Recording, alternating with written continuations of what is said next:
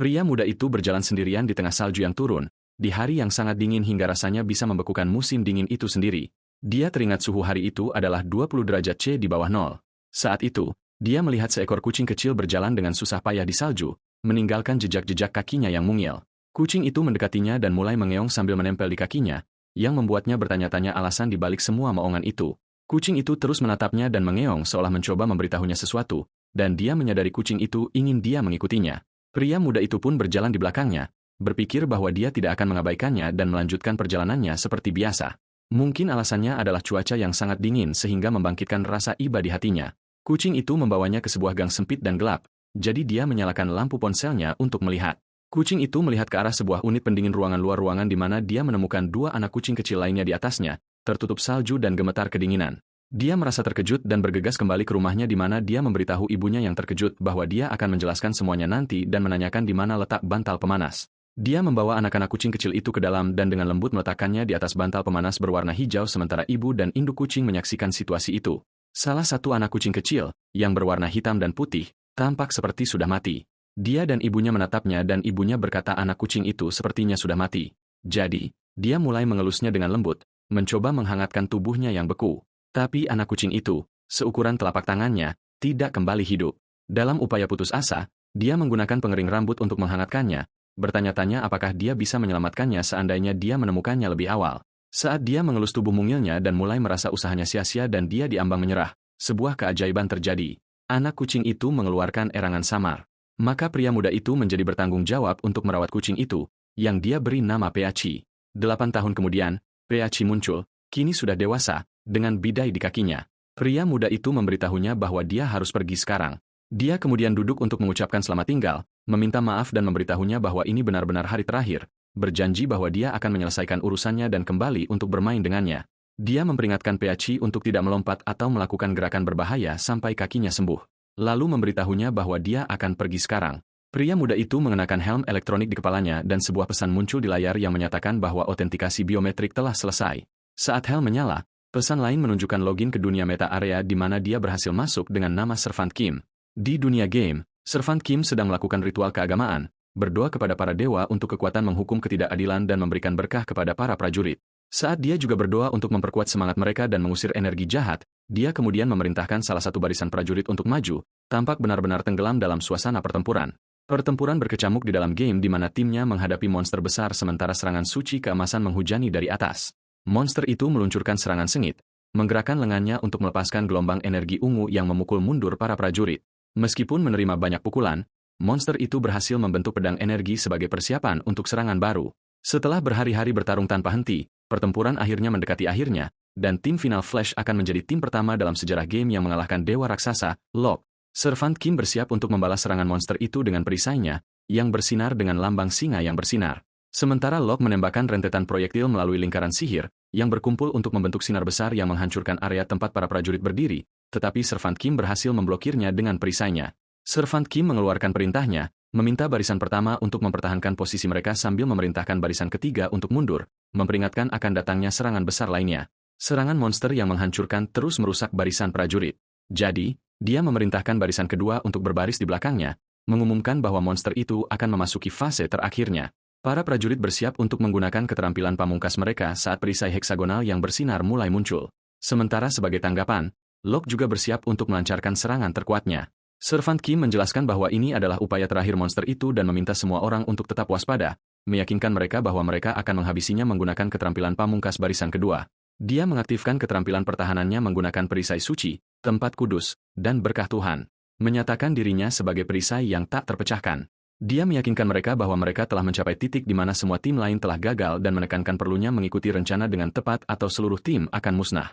Mereka telah memasuki fase yang belum pernah dicapai oleh siapapun sebelumnya, dan keberhasilan mereka sepenuhnya bergantung pada kemampuannya untuk memblokir serangan monster yang akan datang. Locke menembakkan sinar besar energi ungu dari mulutnya, dan wajah semua anggota tim dipenuhi dengan tekad. Rencana mereka adalah bertahan dan kemudian meluncurkan serangan habis-habisan untuk mengakhiri pertempuran.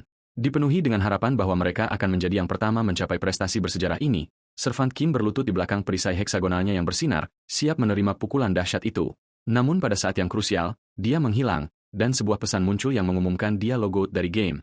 Anggota tim yang lain ditinggalkan dalam keadaan syok dan tidak percaya, dan salah satu dari mereka mulai berteriak putus asa, menanyakan kemana pemimpin mereka pergi. Di dunia nyata, sebuah pesan sistem muncul di layar pria muda itu, menyatakan bahwa kondisi abnormal telah terdeteksi di tubuhnya, dan koneksi dihentikan secara paksa, menanyakan apakah dia membutuhkan penyelamatan segera. Pria muda itu terbaring di tempat tidurnya, meronta-ronta, sementara sesuatu di wajahnya mencegahnya bernapas. Dia tiba-tiba duduk, terengah-engah, hanya untuk menemukan bahwa kucingnya, Peachi, sedang duduk di wajahnya di atas helm. Dia berteriak padanya dengan marah, menanyakan mengapa dia melakukan itu pada saat yang begitu kritis. Teriakannya bergema di luar jendela kamarnya karena dia logout secara tiba-tiba, timnya telah gagal dalam pertempuran dan tim saingan memanfaatkan kesempatan untuk mengklaim pencapaian pertama mengalahkan monster itu. Pria muda itu berteriak karena penderitaan mental. Timnya telah gagal mendapatkan poin peringkat dan telah jatuh dalam peringkat dan 5 bulan persiapan telah sia-sia. Seperti yang diharapkan, tragedi itu terungkap dan pertemuan hukum besar diadakan untuk membahas dampak dari kegagalan penyerbuan itu. Game Meta Area telah menjadi fenomena sejarah, membawa perubahan bagi seluruh umat manusia dengan mencapai metaverse sejati pertama. Setelah dirilis, banyak orang menjadi lebih menyukai kehidupan di dalamnya daripada kenyataan dan pergi ke sana untuk bekerja dan kembali ke kenyataan setelah jam kerja menjadi bagian dari kehidupan sehari-hari. Sampai dunia berubah menjadi tempat di mana tidak lagi aneh bagi seseorang untuk memperkenalkan pekerjaan mereka sebagai pemanah. Karena perubahan revolusioner ini, pemain top di Meta Area mampu memperoleh kekayaan besar dan dihormati sebagai pahlawan nasional. Dengan semakin banyaknya pemain profesional, undang-undang terkait dan firma hukum khusus seperti firma hukum Dodo didirikan. Salah satu undang-undang ini khusus untuk tim penyerbu monster yang memungkinkan klaim kompensasi dari orang yang bertanggung jawab atas kegagalan penyerbuan. Oleh karena itu, menjadi hal yang umum dalam acara besar untuk membuat kontrak resmi di dunia nyata sebelum mereka dimulai. Dan anggota tim tampak tidak senang selama salah satu pertemuan ini. Sebuah klaim diajukan terhadap Servant Kim oleh 15 penggugat yang menuntut kompensasi besar atas penurunan peringkat mereka, pembatalan kesepakatan sponsor besar dan hilangnya 5 bulan usaha dengan jumlah total mencapai 1 miliar 125 juta won. Selama sesi, pria muda itu terkejut saat dia menghitung jumlah yang sangat besar di kepalanya sementara pengacara secara resmi mengumumkan tuntutan kompensasi. Pria muda itu menjelaskan bahwa timnya terdiri dari 10 anggota inti dan 15 tentara bayaran. Dan meskipun ada beberapa ketidaksepakatan, pertemuan berakhir dengan dia setuju untuk membayar kompensasi. Merasa lega oleh dukungan dari 9 anggota timnya, pria muda itu berjalan keluar dari firma hukum merasa kalah sebelum seorang pria memanggilnya sebagai pemimpin. Pria itu bertanya apakah benar dia telah menjual peralatannya di dalam game dan dia menjawab ya, menjelaskan itu adalah satu-satunya cara untuk mengkompensasi tentara bayaran.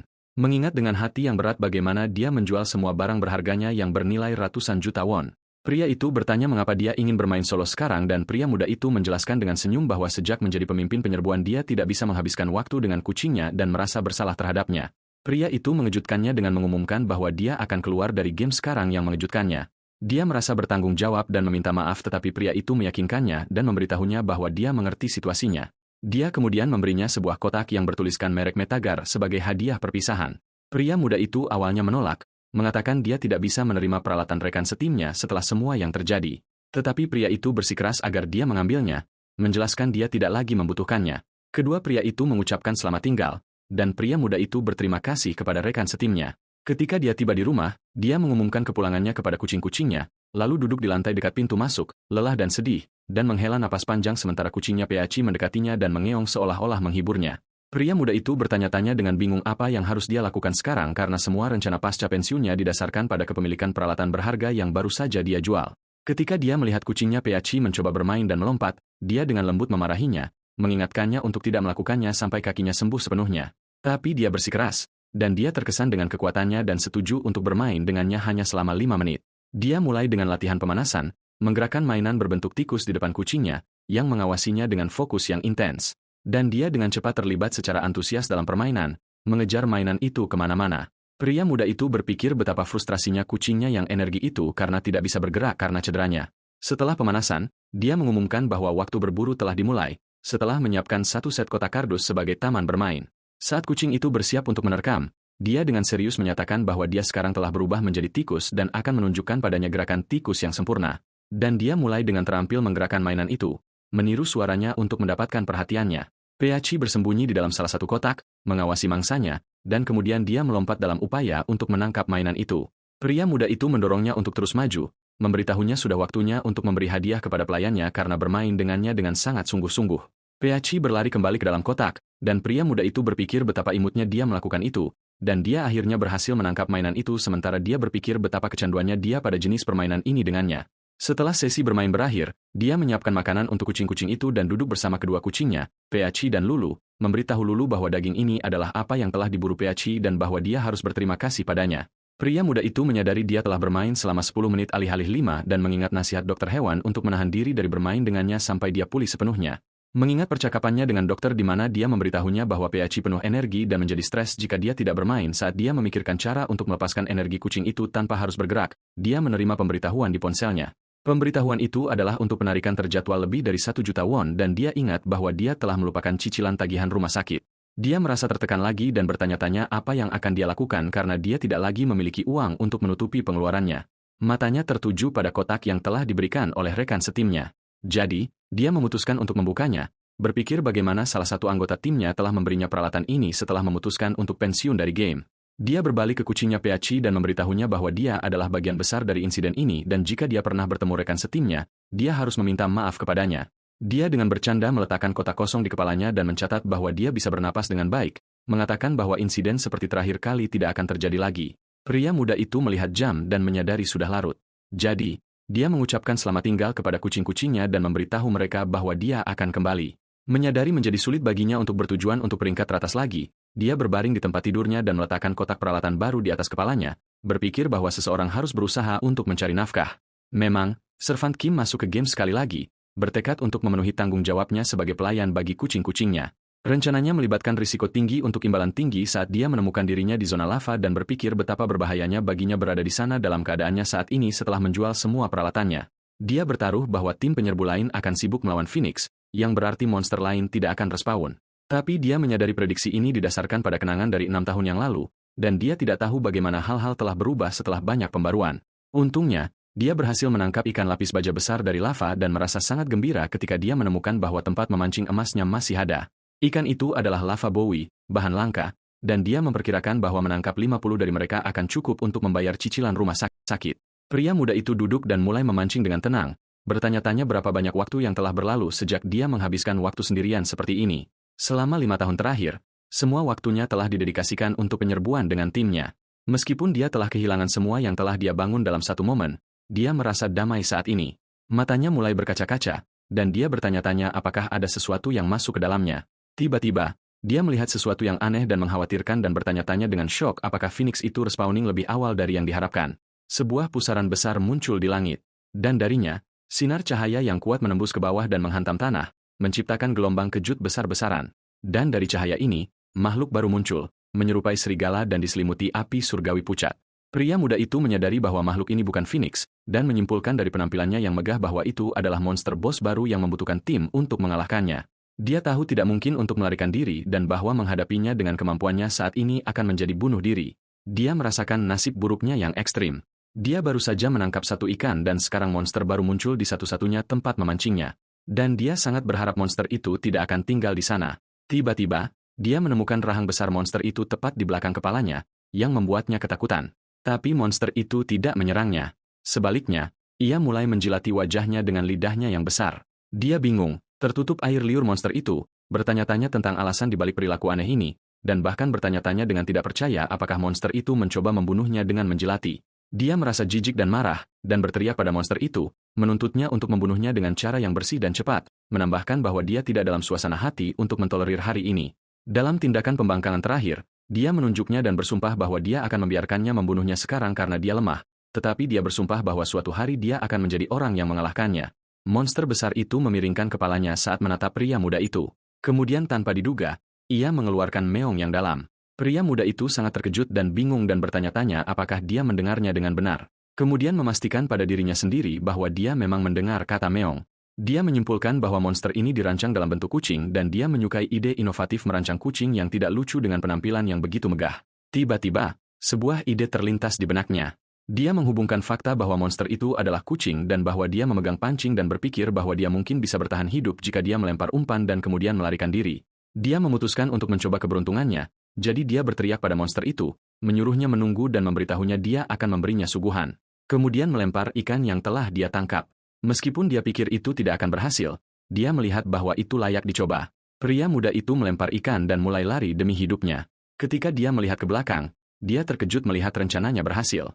Monster itu telah menerkam ikan itu dengan antusias. Dia berhenti sejenak, berpikir dia tidak boleh menyerah begitu saja dan menariknya dengan pancingnya, tetapi monster itu memegangnya erat-erat. Jadi, pria muda yang ketakutan itu melempar pancing dan memutuskan untuk menyelamatkan nyawanya sendiri.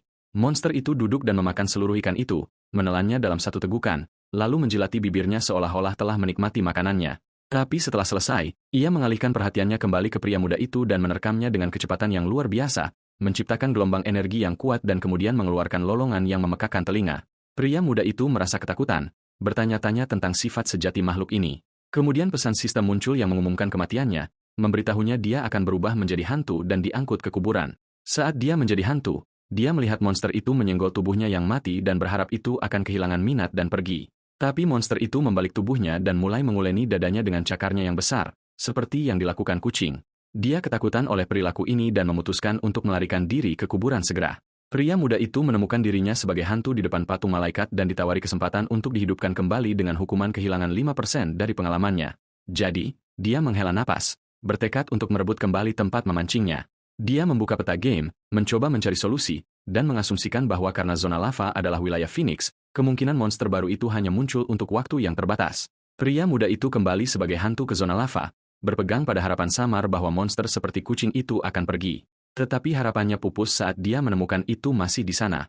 Monster itu mengitari tubuhnya yang tergeletak di tanah, dan dia bertanya-tanya dengan bingung mengapa itu menjaga mayatnya alih-alih pergi, dan segera menganggap bahwa kucing sialan ini sedang menunggunya untuk kembali hidup hanya untuk membunuhnya lagi. Pria muda itu menyadari hanya ada satu solusi yang bisa dia pikirkan saat ini. Rencananya sederhana dan terdiri dari dua langkah. Pertama, kembali hidup saat monster itu membalikkan punggungnya. Dan kedua, lari secepat mungkin ke arah yang berlawanan. Pria muda itu duduk dan mengawasi, menunggu saat yang tepat. Monster itu berbaring di samping mayatnya dan tampaknya tertidur. Jadi, pria muda itu menyadari ini adalah kesempatan yang telah dia tunggu-tunggu. Dia segera menerima opsi kebangkitan, dan memang, dia kembali hidup dan muncul di samping monster yang sedang tidur itu. Dia menelan ludah dengan gugup dan mencoba menyelinap pergi, tetapi dia baru saja mengambil satu langkah ketika monster itu tiba-tiba membuka matanya dan bangkit di belakangnya secara tak terduga. Dia membeku di tempat dengan teror, bertanya-tanya apakah monster itu berpura-pura tidur. Dan sebelum dia bisa bergerak, dia merasakan cakarnya yang berat bertumpu di bahunya. Dia berteriak dan mencoba melarikan diri, tetapi monster itu dengan mudah menyusulnya dan menghancurkannya dengan pukulan kuat yang mengakhiri hidupnya seketika, menyebabkan pesan Anda telah mati muncul di layar lagi. Monster itu menatap mayat itu dengan ekspresi yang tampak bingung. Di kuburan. Saat dia ditawari opsi kebangkitan lagi, dia berpikir dengan sinis bahwa dia akhirnya menemukan cara yang baik untuk melarikan diri dan bahwa dia tidak pernah menyangka akan datang hari di mana dia akan menggunakan manuver taktis yang dia pelajari di militer. Memang, dia kembali hidup kali ini, tetapi alih-alih berlari, dia berbaring telentang di tanah dalam posisi merangkak, yakin akan keberhasilan rencananya. Dia mulai maju perlahan dan hati-hati, berhenti ketika dia merasakan monster itu membuka matanya. Dan ketika menutupnya lagi, dia terus merangkak dalam keheningan total. Tiba-tiba, dia membuat suara samar, dan monster itu segera berbalik ke arahnya. Dia terkejut bahwa monster itu bereaksi terhadap suara sesederhana itu. Saat dia berbaring di tanah, monster itu mendekatinya dan mulai menjilatinya, siap untuk putaran permainan lainnya, dan pria muda itu menyadari dia telah terlibat dengan psiko yang salah. Setelah mati untuk ketiga kalinya, pria muda itu berteriak karena frustrasi. Di dunia nyata, dia sedang memukul bantalnya dengan marah. Kesal oleh monster gila itu, dia akhirnya memutuskan untuk tidur, berpikir dia akan mendapatkan tukak lambung dari stres jika dia melanjutkan, dan meyakinkan dirinya sendiri bahwa bahkan monster seperti itu tidak akan menunggunya sampai keesokan harinya. Saat dia berjalan di sekitar kamarnya, kesal dengan ingatan yang membuat frustrasi ini, dia melihat kucingnya Peaci tidur dengan kepalanya di dalam helm game. Dia tersenyum kecil, berpikir dia pasti tertidur di sana, dan mendekatinya, memanggilnya anak nakal, dan mencatat bahwa dia tidak menggunakan tempat persembunyian yang telah dia beli untuknya.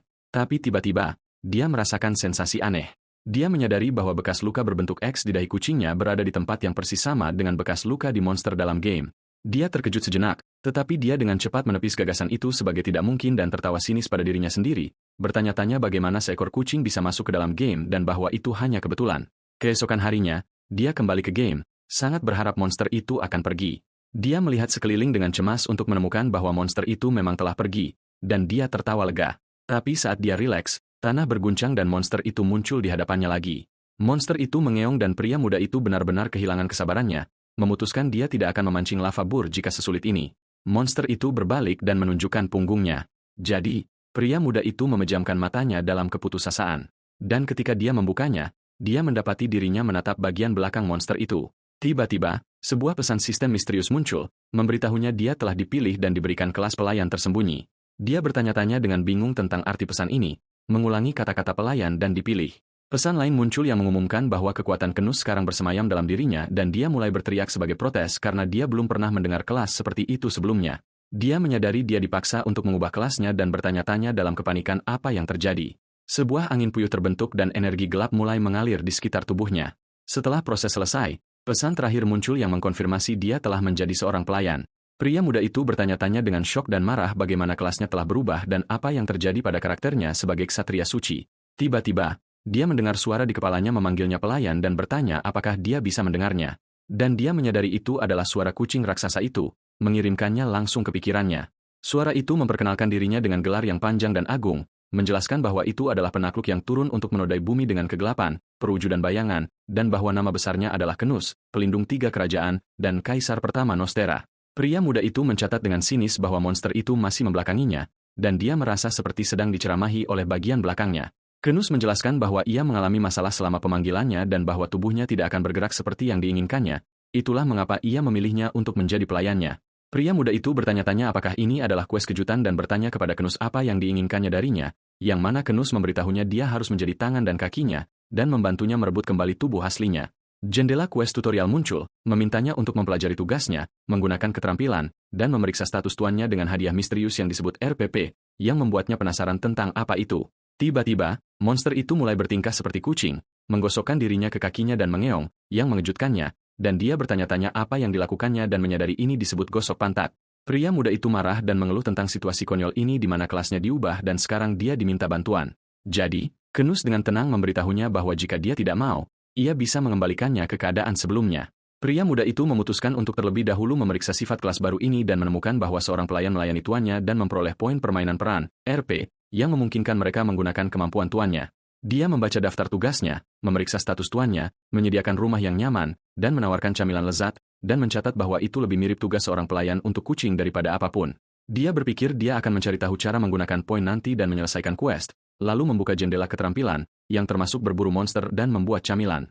Dia menyimpulkan bahwa kelas itu seperti penjinak yang melayani tuannya. Dan saat dia berpikir untuk keluar, dia mengingat pemberitahuan untuk pembayaran tagihan rumah sakit. Sebuah ide baru datang kepadanya. Jika dia bisa menegosiasikan hadiah dan jam kerja, ini mungkin tidak terlalu buruk. Dia benar-benar mengubah nada suaranya, menyapa monster itu dengan hormat sebagai tuan, mengungkapkan pemahamannya tentang frustrasinya, dan kemudian secara resmi memperkenalkan dirinya sebagai servant Kim, menegaskan bahwa dia adalah ahli dalam mempelajari kucing dan bahwa Knus telah datang ke orang yang tepat. Knus bertanya apakah dia bisa menanganinya dengan baik, dan dia menjawab bahwa tindakan berbicara lebih keras daripada kata-kata. Pria muda itu tahu monster itu tidak takut padanya, tetapi dia memutuskan untuk menggunakan situasi itu untuk keuntungannya. Dia menjelaskan kepada Knus bahwa kucing tidak membiarkan orang asing mendekat, lalu dengan hati-hati mendekat dan mengelus monster itu. Monster itu merespons dengan gembira, menggosokkan dirinya ke dia dan mengeong.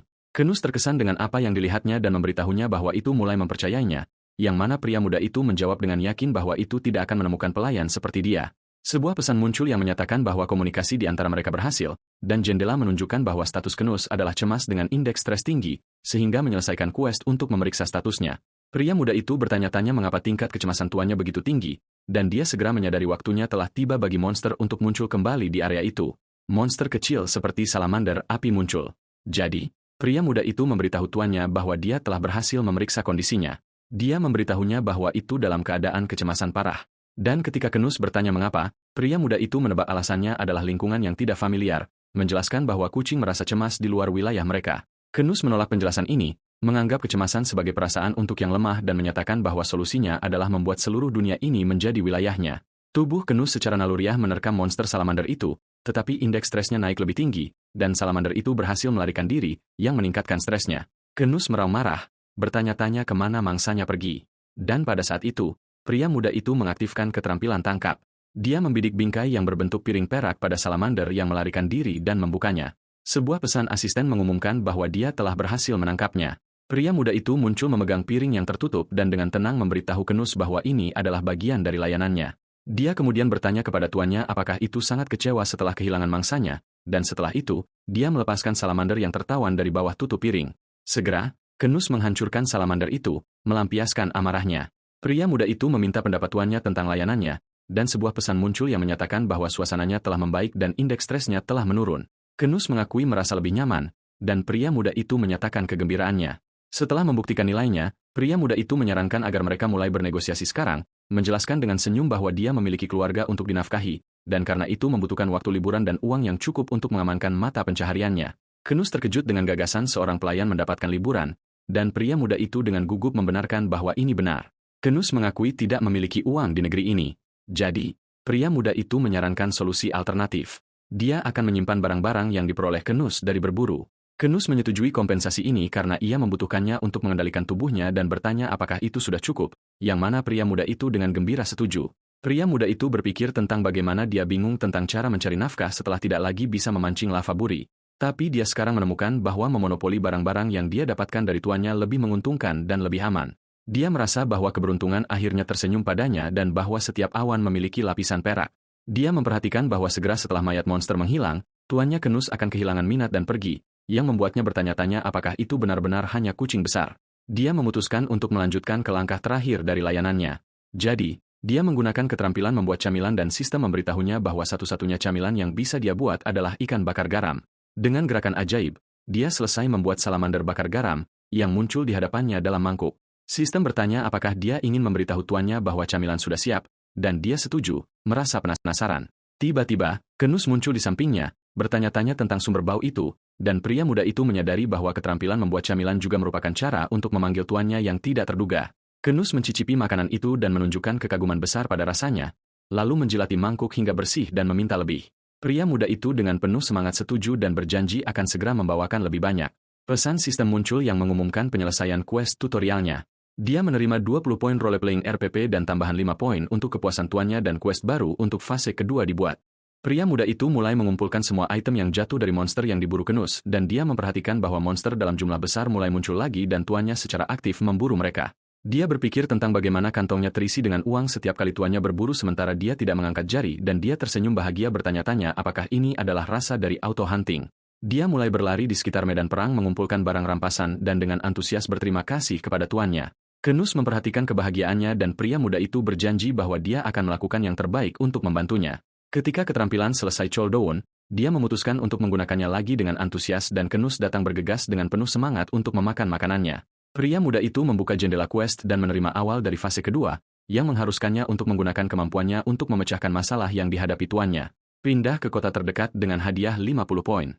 Dia berpikir bahwa tugas ini biasanya akan tampak mudah, tetapi sekarang dia menghadapi dilema. Bagaimana dia bisa menyeret kucing besar ini bersamanya ke kota?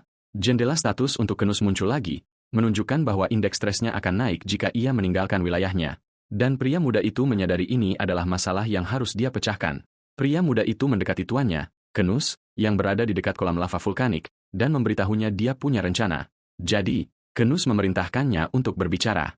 Dia menyarankan bahwa pasti ada alasan mengapa Kenus dipanggil ke daerah ini dan bahwa tindakan terbaik adalah pindah ke kota terdekat untuk mencari informasi. Kenus setuju dengan penilaiannya dan pria muda itu merasa sedikit bersalah karena ide ini awalnya berasal dari quest yang dia terima. Kenus bertanya-tanya bagaimana cara mencapai ini dan apakah gerakannya dibatasi oleh konsep wilayah kucing. Pria muda itu mengingatkannya bahwa wilayahnya sedikit meluas dengan setiap monster yang dikalahkannya, yang Kenus konfirmasi. Pria muda itu menjelaskan bahwa mereka harus mengalahkan tuan wilayah itu, Phoenix, sehingga mereka bisa bergerak bebas. Kenus mengerti rencananya dan bertanya tentang kekuatan Phoenix. Dan pria muda itu memberitahunya itu adalah burung abadi yang tumbuh lebih kuat setiap kali bangkit dari kematian. Kenus menemukan makhluk ini menarik dan menyatakan dengan percaya diri bahwa itu akan berlutut di hadapan kekuatannya. Tetapi pria muda itu menunjukkan masalah. Phoenix itu bernapas api, dan naluri kucing akan mendorong tubuh Kenus untuk lari dan bersembunyi. Oleh karena itu, dia menyimpulkan bahwa mereka harus terlebih dahulu membuat Kenus tidak takut pada api. Begitu api disentuh, naluri tubuh bereaksi. Saat Kenus melompat mundur dan berguling di tanah dalam kepanikan, ia mengakui bahwa ia memang merasa takut dan memerintahkan pelayannya untuk menemukan cara untuk mengatasi ketakutan ini dengan cara apapun yang diperlukan. Pria muda itu menawarkan ikan lava buri kepada Kenus yang ketakutan, lalu mengumumkan bahwa ketakutan itu akan hilang begitu dia menenggelamkannya di lava, yang mengejutkan Kenus, yang bertanya apakah rencananya adalah melemparkannya ke dalam gunung berapi. Pria muda itu membenarkan bahwa ini adalah cara yang paling pasti untuk beradaptasi. Dan ketika Kenus mengungkapkan keraguan, pria muda itu meyakinkannya, menjelaskan bahwa tubuhnya sebagai monster boss memiliki ketahanan panas yang sangat tinggi. Kenus terkejut mengetahui ini dan pria muda itu mencoba menggodanya dengan ikan. Pria muda itu melempar ikan itu ke dalam lava, tetapi Kenus duduk dengan tenang di atas batu di tengahnya, yang mengejutkan pria muda itu. Kenus mengumumkan bahwa ikan itu tidak lagi menggodanya, dan pria muda itu terkejut betapa cepatnya ia kehilangan minat. Kemudian ia melompat dengan anggun dari lava. Pria muda itu menyadari dia harus beralih ke rencana B. Jadi, dia menggunakan mantra rekal untuk kembali ke titik yang terdaftar dan memberitahu tuannya dia akan segera kembali. Kenus panik, menanyakan kemana dia pergi dan apakah dia akan meninggalkannya sendirian. Tetapi pria muda itu menghilang melalui portal, meninggalkannya untuk mencarinya dengan cemas. Pria muda itu langsung berteleportasi ke kota Grenadia. Dia memasuki gudang petualang di mana pemilik toko menyambutnya. Dia meminta tebu, air mata air halus, tali panjat, dan dinamit. Ketika dia menanyakan tujuannya, dia menjawab bahwa dia berniat untuk menjinakkan monster. Kemudian menambahkan bahwa dia juga membutuhkan ketapel, yang membuatnya bingung. Dia mendoakannya kemenangan dan saat dia pergi, dia merasa dia melupakan sesuatu. Dia tiba-tiba teringat dan bergegas kembali, memberitahunya ada satu hal lagi yang dia inginkan. Pria muda itu kembali ke zona lava dan menuju pohon raksasa yang dikenal sebagai Bujan Mok, atau kayu yang tidak terbakar. Dia menjelaskan bahwa monster yang hidup di pohon ini telah mendapatkan ketahanan api dengan memakan kulitnya. Pria muda itu memanjat pohon dan meletakkan tebu sebagai umpan karena dia tahu monster ini menyukai permen dan dia ingat betapa sulitnya berburu itu di masa lalu. Pohon itu bergetar dan monster api muncul darinya, mengumumkan dirinya sebagai Kraros penjaga agung dunia bawah dan dengan marah bertanya-tanya siapa yang berani mengganggu tidurnya. Saat Kraros sedang makan tebu, pria muda itu menuangkan air mata air halus di atasnya. Air yang mampu memadamkan api terganas dan membuat target kehilangan ketahanan apinya selama 5 menit. Pria muda itu berpikir bahwa mangsa favorit kucing adalah tikus. Api Kraros dipadamkan dan penjaga agung dunia bawah berubah menjadi tikus api merah muda kecil yang berbulu. Tikus api itu berteriak kaget, bertanya-tanya apa yang telah dilakukan pria muda itu padanya, dan yang terakhir menyapanya dengan riang, mengatakan itu imut seperti biasa. Tikus itu marah dan mengancamnya, tetapi pria muda itu terus mengejeknya. Tikus itu menawarkan untuk mengampuni nyawanya dengan imbalan tebu, tetapi pria muda itu menggambarkannya sebagai imut yang menyedihkan. Tikus itu memiliki firasat buruk dan menyadari ia tidak bisa menggunakan apinya.